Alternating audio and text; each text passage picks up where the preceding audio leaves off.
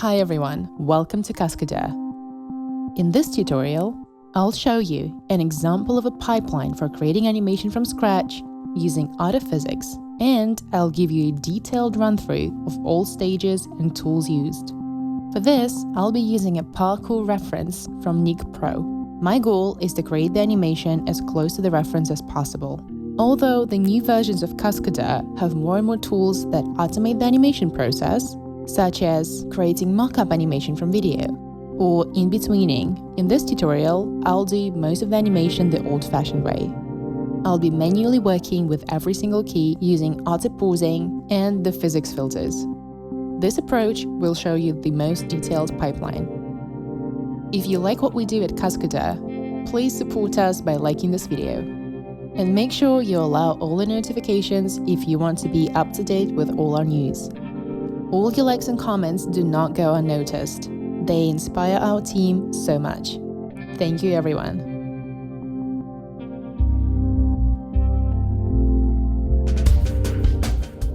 Let's animate. First of all, I'm importing the reference. I'll move it around on the screen for my convenience. This way I can see both the reference and my character. I'm starting with blocking. Blocking is a step when we select the key movement poses. I like to begin with the key in 0. I start with the legs. I move my character to a wider stance and adjust the feet according to the reference. There is a caveat to it related to AutoPosing that I'd like to talk about a little bit more. As you can see, feet will interact with the floor. This means when you move the main controller of the foot, it's not going to go underground.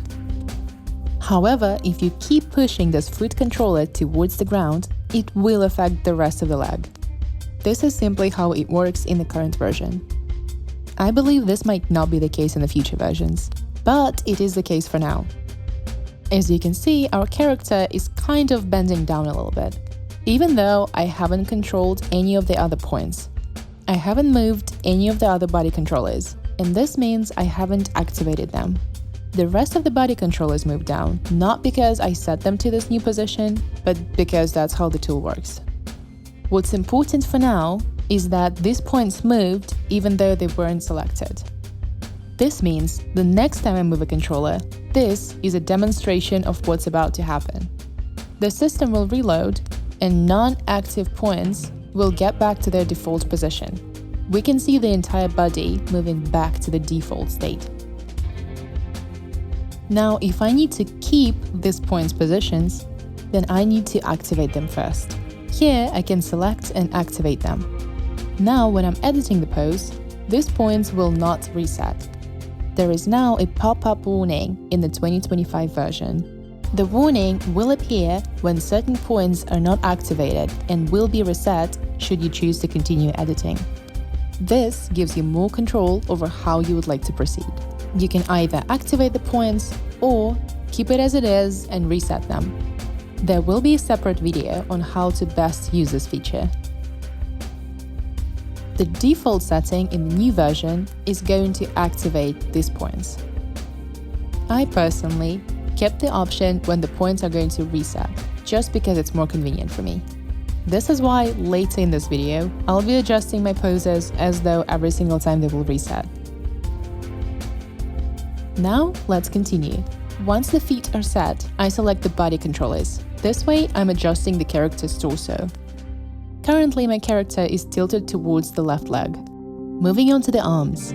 I recommend rotating the viewport so you can see the pose from different angles. The first pose is ready. Now we need to select the pose for the next key. I'm looking at the reference to select a pose which is either drastically different or the one where the feet do not touch the ground. For now, I think it's very important once the character leans backwards.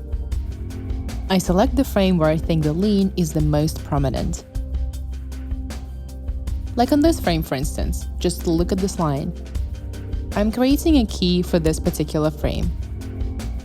I'm going to start by rotating the body. Now, adjusting the feet.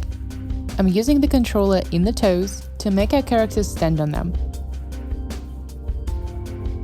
I like switching between the frames back and forth to quickly spot the differences and also decide which direction we're going to.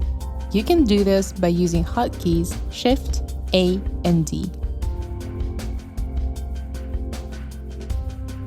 I'm comparing my character to the reference to see what's changing in the pose in these keyframes. I'd like to get a feel of whether my character is repeating the same movements as the reference. In most cases, I suggest exaggerating the movement. I also recommend the Invert Frame Indicator Hotkeys button during blocking. When it's on, you can jump between the keys using A and D. No need to hold down Shift. This is strictly for convenience. Now I'm selecting the frame for the next key. You can see a little step on this one. In the reference video, our actor is pivoting on their foot and moving a little bit. This lets me know that we're going to be dealing with different fulcrum points. This is an important moment for blocking. I'm selecting the final frames where the foot is still touching the ground. This is a good place for a new key. I will start adjusting the pose from this foot. Next, the body is moving towards the left foot. The arms are straight and spread out wide.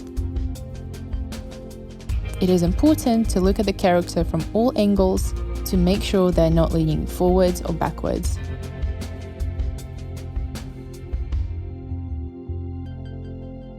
Now looking for the new keyframe again. After the small step that we've just talked about, we can see that the foot is on the ground again. We need to make sure this is reflected in our animation. It's important to check the body position and space once the fulcrum point's moved. If you click on the center of mass, you will see the projection of the center of mass on the ground. It's important to keep the center of mass in between the fulcrum points. This way, our character will keep the balance. Of course, AutoPhysics will adjust those moments, but it's always better to just note them at the very beginning of the animation.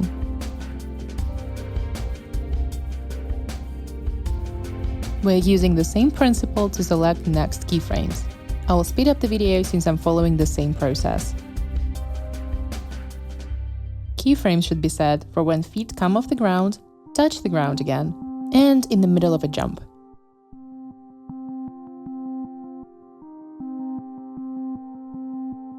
I'm exaggerating certain poses for visual aesthetics.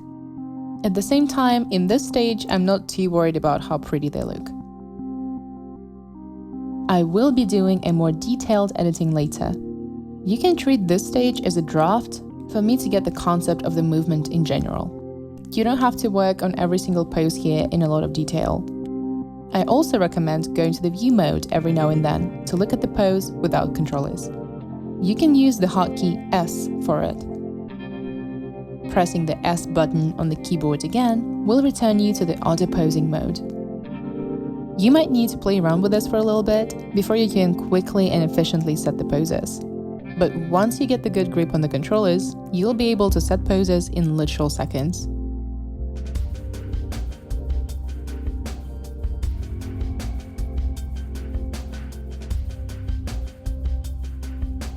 Here is the final result of the blocking process. Blocking being the process of selecting the keyframes in the animation.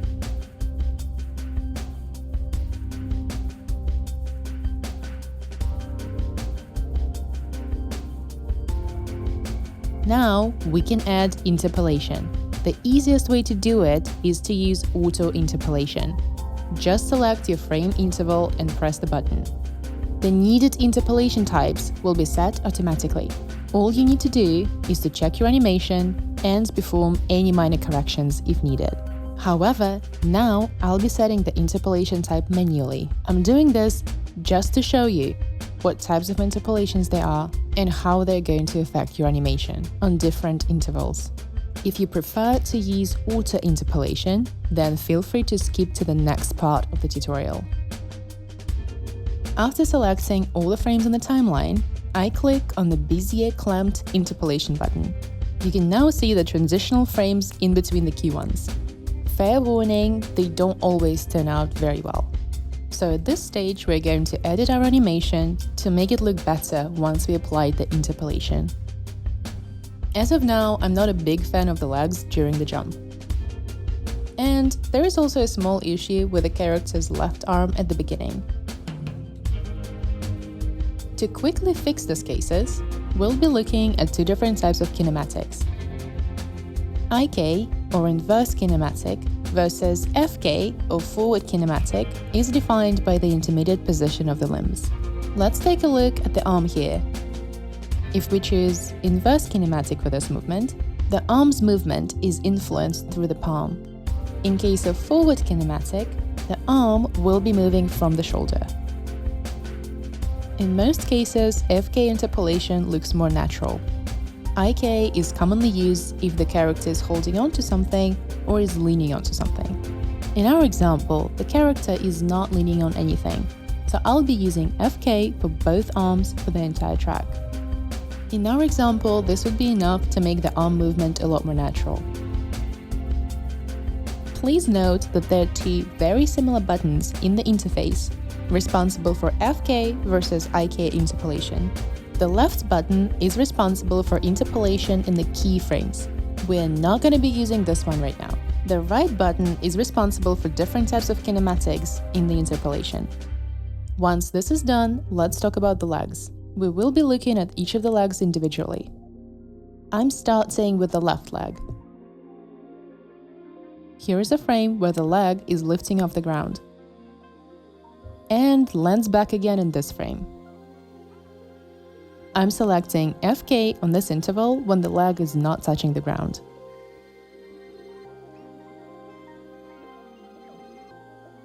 Let's repeat the same thing for the right leg.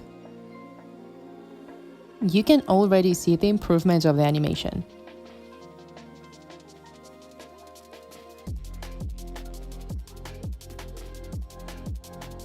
At this spline stage, you can add additional keys where the animation in interpolation is very different from the reference.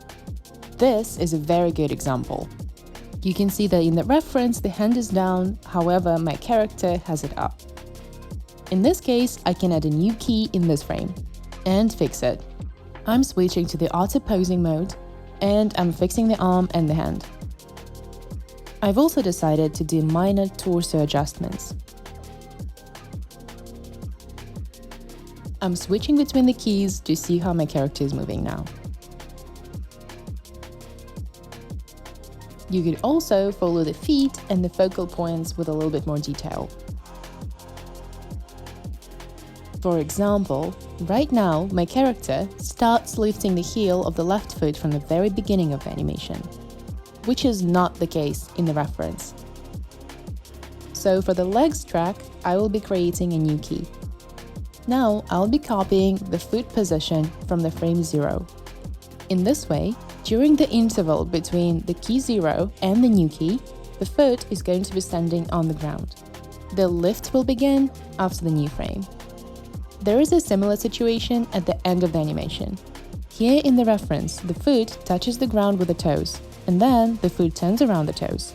I want to add this movement to my animation. So to begin with, I will adjust the pose a little bit in the key where the foot touches the ground with a toe. Now I'll create the new key in which the foot is already turned. This foot positioning is going to be the same in the next key, so I'm just going to copy it to the next one. Another thing you can notice in this reference is a small step. After this small step, the foot won't be changing in position until the end of the animation. That's why I'll be copying the final foot positioning in the new key. I can also adjust the body here as well, but for this I'll obviously need the keys on all the tracks.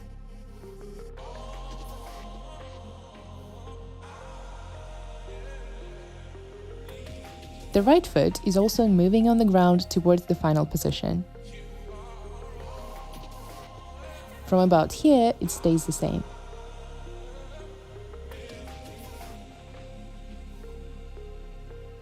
And just like this, we've adjusted our animation to be a lot closer to the reference.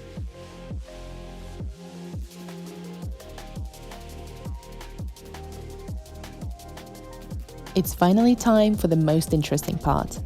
We're adding the physics filters. I'll show you how each of them can affect our animation. I'm turning on the Physical Assistant display button.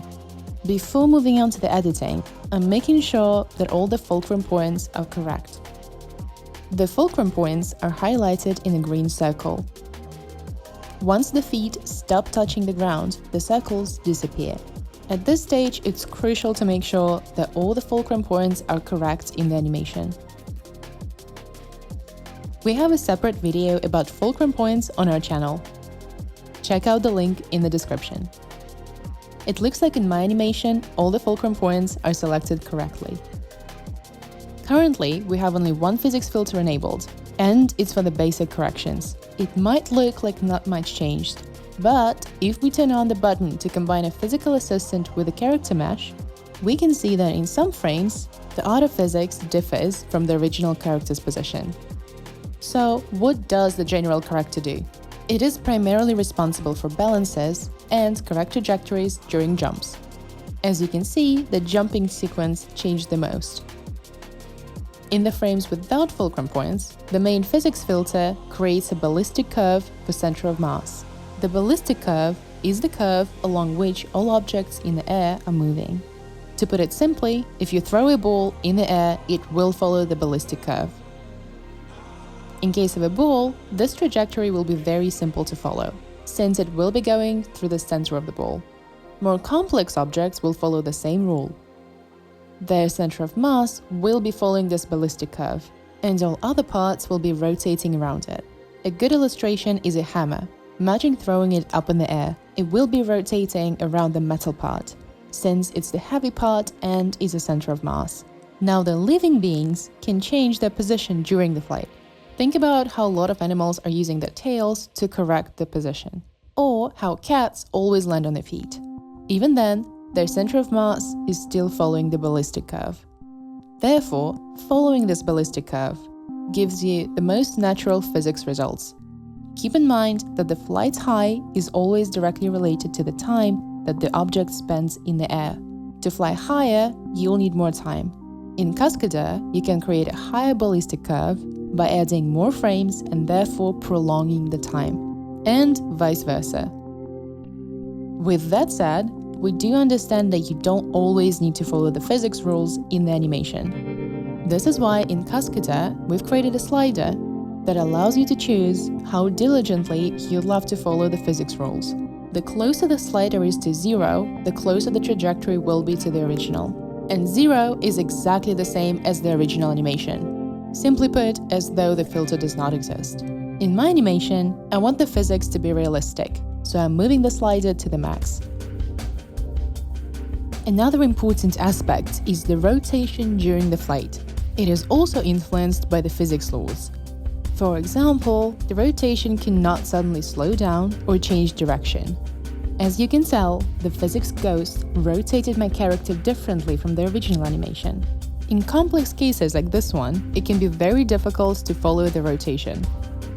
So, let me show you the principle on a simple example. Let's get back to our hypothetical hammer. Imagine that I want to do an animation where it's rotating during the flight and then lands in a certain position. And let's assume that I mess up the direction of rotation in one of the frames. Now when we apply physics, you'll see that for the most of the flight, the physical ghost tries to be closer to the original keys. But on this one, the position will be drastically different.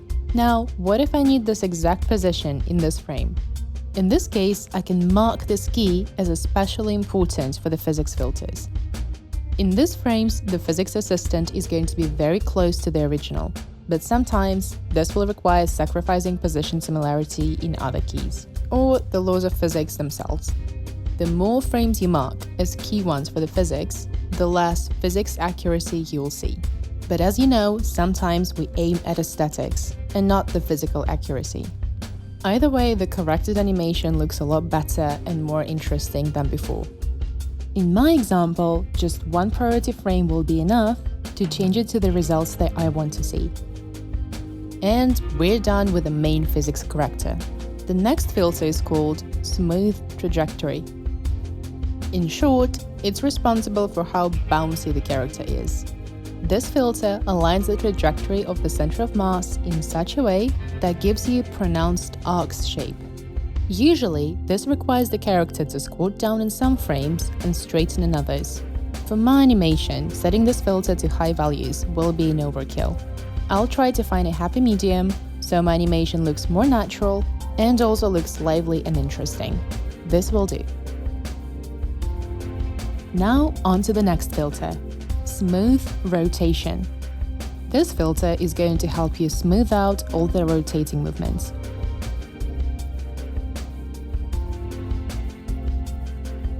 In order to achieve a more smooth rotation result, the character will be kind of rotating in different parts rather than all at once. Sometimes you can even see the torso rotating in a different direction.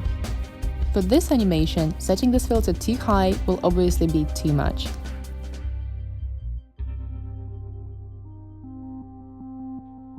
At the same time, the low settings won't really be noticeable.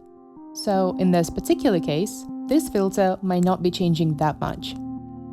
Still, I'll keep it on and I'll keep the intensity pretty low. You can still see some changes. The next filter is called Compensation Motion. In our everyday life, we use compensation motion quite a bit. For instance, we swing our arms while walking. These movements help us to keep balance and to create a forward motion. In other words, it makes our movements more coordinated. If I set the value pretty high, I can see the changes of the arms and body on the physics ghost. Now our character is rotating using the momentum from the arms movement. This by itself can be a very interesting trick to use. However, while creating this animation, I already established the arms movement that is close to the reference. This is why I'll be setting this filter to a lower value to keep my animation close to the original.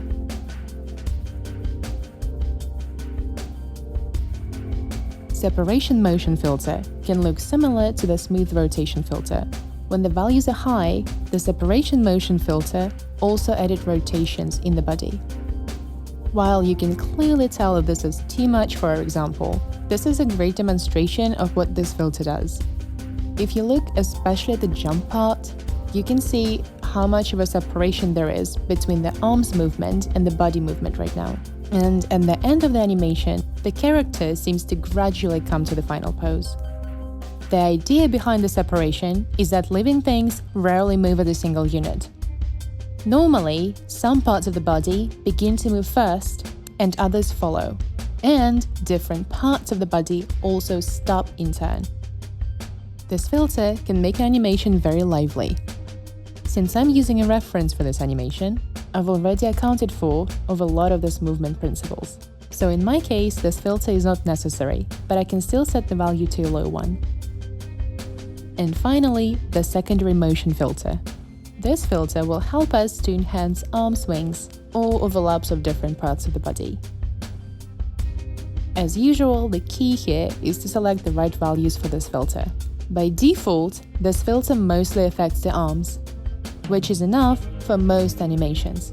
However, if need be, you can set different values for all body parts points. For more details, check out a separate video on this.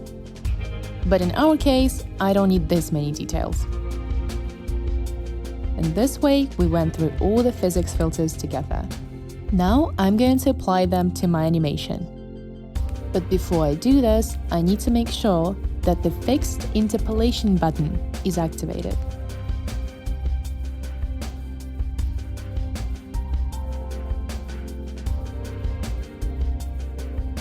This means that all the interpolation frames are fixed now. In other words, we're dealing with a baked animation, and all the changes will be applied in the most detailed way. And this is my final result.